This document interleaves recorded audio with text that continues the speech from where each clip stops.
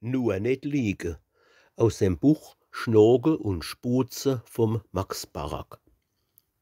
Zwei Mädchen, herzig, nette Dinger, im Alter, wo der Ring am Finger ihr einzig Ziel ist und ihr Streben, begegnen sich am Sonntag früh grad bei der Bildergalerie.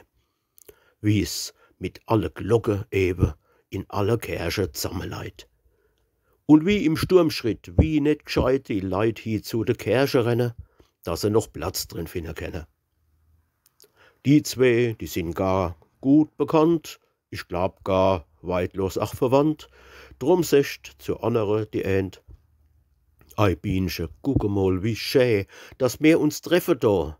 Na, sag, wo hi dann schon so früh am Dach?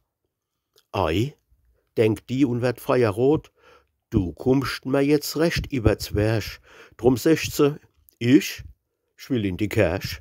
Und du, Katrinchen, sag, was hat dich dann schon aus'm Haus getrieben? Ich? Ja, ich wär gern daheim geblieben, sagt die, rot ums Hand umdrehen, doch muss ich noch de Tante sehen. Du kennst sie ja, sie is so krank, und deswegen hat mir Gott sei Dank, nee, leider Gottes, wollte ich sagen, meine Mutter eben aufgetragen, ich sollt jetzt und hinübergehen und gucke, wie's det mit ihr stehe. Ei, guck ne, sech das Bienchen da, das is jetzt schön, da haben wir ja den gleichen Weg, da gehen wir miteinander bis zur Kirche der. Ah jo, drauf die Katrinchen secht, das is recht schön, das freut mich recht. So sagen die Mädchen und ein Weilchen drauf, da stehen sie schon, verlegen, stumm als wie zwei Steck, am Jesu wieder Kirche-Eck. Denn jedi hofft, dass er geht, dass sich die Anna dricke tät. Doch endlich sagt die Katrinchen, ich muss jetzt fort, adieu, liebes Bienchen, ich komm sonst zu spät zur Tante. Bet a für mich a bissel Wande drin in der Kirche bist. Oh gewiss, sagt's Bienchen da und lacht, indes die Anna fort sich macht. Doch wie die ums Eck rum is, da fliegt die Bienchen wie der Wind vorbei am Kirche der und geschwind die Gassen auf. Nix wie vor die Stadt, in die Stefanie-Promenade. Und kaum is er da angekommen, da kommt er schon ein Kerl entgehe.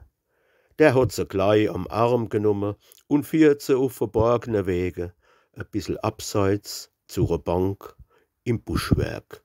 Da is, Gott sei Dank, ein prächtiges, wundernettes Plätzchen für ihn und für sein Herzensschätzchen.